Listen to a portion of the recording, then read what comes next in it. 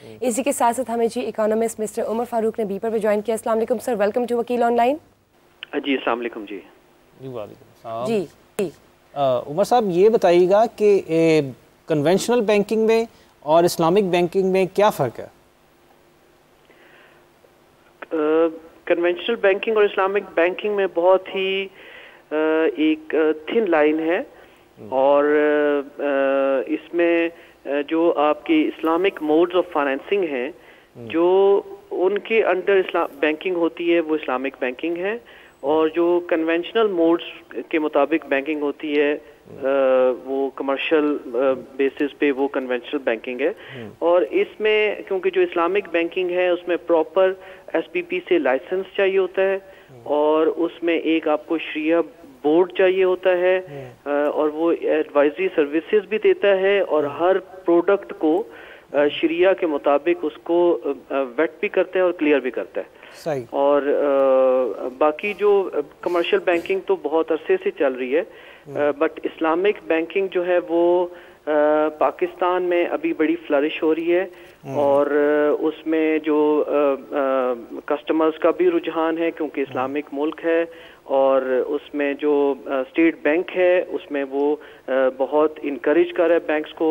पहले ये था कि आप उसमें इस्लामिक विंडोज ओपन करते थे, बट अभी जो है वो फुल फ्लेज जो है वो पूरे इस्लामिक बैंक्स आ चुके हैं, जिसमें फर्स्ट इस्लामिक बैंक मिजान बैंक है, इसके अलावा बाकी बैंक्स भी हैं, फैसल बैंक। मतलब ये भी बताइएगा कि क्योंकि जब हम बैंक की बात करते हैं तो बैंक का तस्वुर तो यही समझा जाता है कि इट्स ऑल अबाउट इंटरेस्ट और एंड मार्कअप।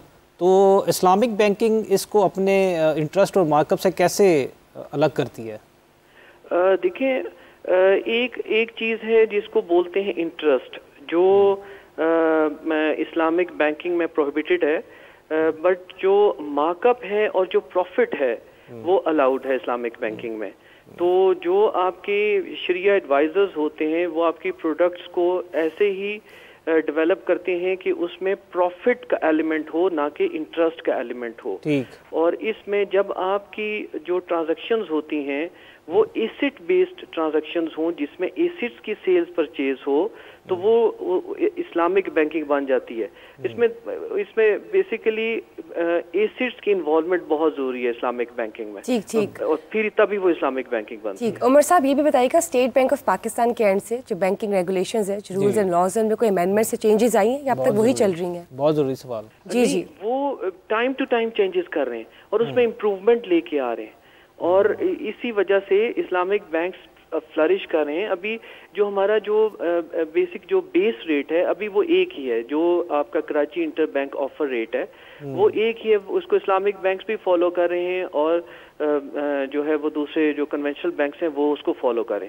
इस पे भी अभी जो है वो ज़ेरे गौर है कि एक ऐसा रेट हो जो इस्लामिक उसको जो बैंक जो है ना उसको फॉलो करें, तो इसके पैरेलल एक रेट इंट्रोड्यूस किया जाए। उमर साहब ये भी बताइएगा कि जो बैंक टू बैंक अमूमी तौर पे अगर कोई डिस्प्यूट्स होते हैं तो वो किस तरह के ज़्यादा डिस्प्यूट सामने आते हैं? अगर लिटिगेशन में जाते हैं जो बैंक आपस में एक दूसरे से डिस्प्यूट्स के अंदर, वो क्या डिस्प्यूट्स होते हैं अमूमी तौर पर? नॉर्मली बैंक टू बैंक बहुत कम डिस्प्यूट्स होते हैं। जनरली जो है ना वो डिस्प्यूट्स होते हैं कस्टमर और बैंक के दरमियान। वो तो कॉमन सी एक बात है ना, वो तो होती है। और बैंक टू बैंक ज्यादा से ज्यादा ये डिस्प्यूट होता है कि समटाइम्स ऐसे होता है कि अगर एक बैंक ने किसी कस्टमर के बिहाफ पे दूसरे बैंक को काउंटर गारंटी दी है या उसको stand by letter of credit issue किया है SBLC, और उसमें जो है वो अगर गारंटी कॉल हो जाती है और वो अगर वो गारंटी की कॉल की कंडीशंस पूरी नहीं होती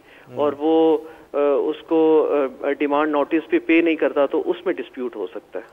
और ये बताइएगा कि जो बैंक्स हैं अमूमी तौर पर कहा यह जाता है, आम तासुर यही है कि बैंक्स कभी लॉस में नहीं जाते, और बैंक का जहाँ पर नाम आता है तो बैंक का कारोबार एक ऐसा कारोबार है जिसमें बैंक्स हमेशा अपने आप को अपने एंड पर अपने आप को लॉस में जाने नहीं देता। तो ये किस हद तक ये बात सच है? देखें, कोई भी बिजनेस है तो जो उसके ऑनर्स होंगे, जो उसकी मैनेजमेंट होगी, वो कभी नहीं चाहेंगे कि वो लॉस में जाए।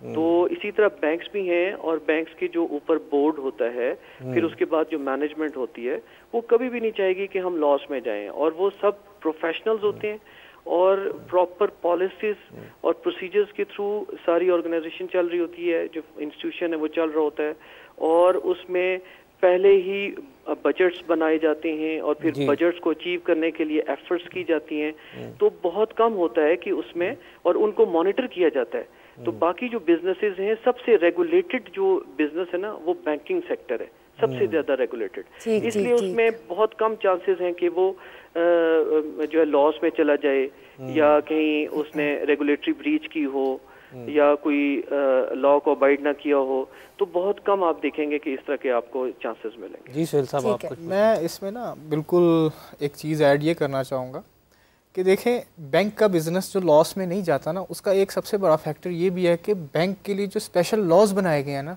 वो बहुत प्रो बैंक हैं, अनलाइक अदर। अभी कमर्शियल कोर्ट्स ऑर्डिनेंस आया 2021। साहब ये इसलिए भी था क्योंकि जब बैंकिंग पाकिस्तान में जब शुरुआत में ये खास तौर पे कार लीज फाइनेंसिंग का शुरू किया था, तो रिकवरी के हवाले से बैंक्स को बहुत प्रॉब्लम्स आती थी। जी बिल्कुल, इसलिए बैंक्स को मजबूत करने के लिए इस निज़ाम को पाकिस्तान में बैंकिंग कंपनीज ऑर्डिनेंस से शुरू होता फाइनेंशियल इंस्टीट्यूशन में आया, फिर इसका 2018 के रूल्स बनाए गए जहाँ पे ये भी पावर दे दी गई। अब मुझे ये बताइए कि जो प्राइवेट इंडिविजुअल्स का आपस में लेन देन होता है, क्या किसी भी पर्सन को ये इख्तियार है कि वो किसी दूसरे बंदे की प्रॉपर्टी या किसी भी एसेट को ऑक्शन कर दे?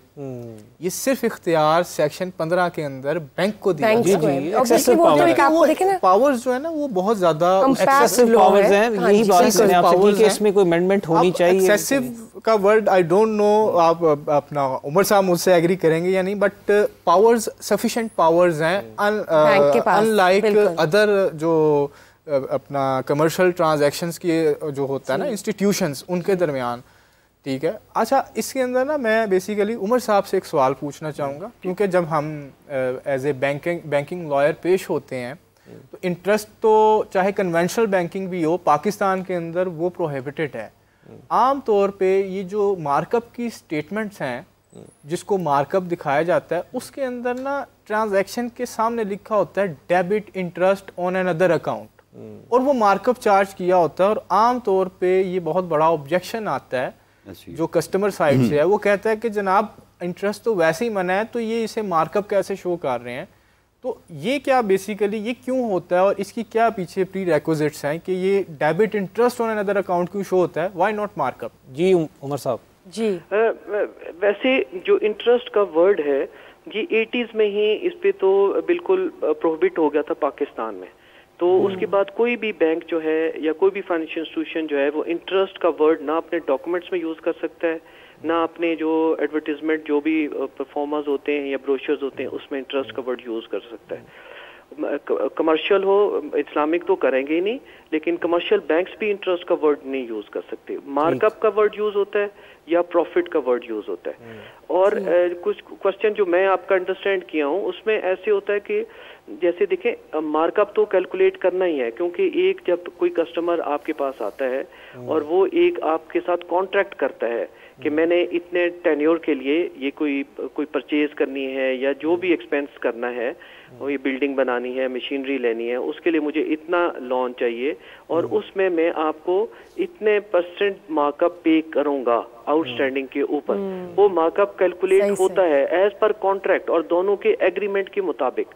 और फिर अगर उनके जैसे कस्टमर डिफॉल्ट कर जाता है तो कस्टमर डिफॉल्ट करता है तो बैंक जब तक उसका आउटस्टैंडिंग प्रिंसिपल रहता है, क्योंकि उसने खुद भी वो जो लेंड किया होता है वो या तो उसका, अगर वो कमर्शियल बैंक है तो डिपॉजिटर का पैसा होगा, और अगर वो कोई DFI है तो वो फिर उसने मनी मार्केट से जो है ना वो पैसा परचेज किया होगा, बोरो किया होगा, और उसके ऊपर उसने अपनी खुद भी कॉस्ट बियर करा होता है। तो उस कॉस्ट को कहीं उसने पास ऑन करना होता है, आगे कस्टमर से लेना होता है वो जो मार्कअप उससे डिसाइड किया हुआ है। और फिर इन केस कोर्ट में जब जिस दिन लिटिगेशन सूट फाइल हो जाता है उस दिन जो है वो सारा मार्कअप सस्पेंड हो जाता है, वहां पे लॉक हो जाता है। अब वहां तक जो मार्कअप है वो तो कस्टमर ने पे करना है, और जो कोर्ट्स हैं वो भी इस चीज को एक्सेप्ट करती हैं।